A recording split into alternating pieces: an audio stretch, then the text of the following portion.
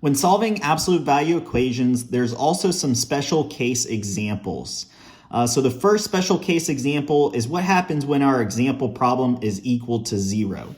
So one way to think of this is graphically, and basically we're trying to determine what x value will produce a distance of 0 from the origin, which is also at 0.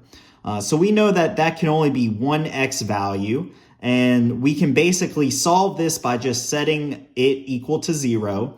And so we'll have 10x minus 3, which is equal to 0. And so by simplifying this, we'll have x is equal to 3/10. And that will give us one solution. So typically when we are solving absolute value problems, we end up with two solutions from p is equal to negative b and p is equal to b. But the main takeaway here is if it's equal to 0, then you're only going to have one solution. The next special case example is what happens when we have a negative value. So when our absolute value function is equal to a negative value. So the main takeaway here is that absolute values are always greater than or equal to 0. That's one of our rules.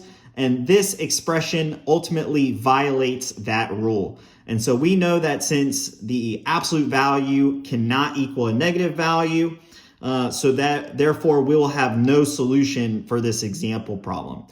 So basically to summarize, if it is 0, you'll have one solution. If it's a negative value, you'll have no solution. And then traditionally, you'll always have two solutions from an absolute value example problem.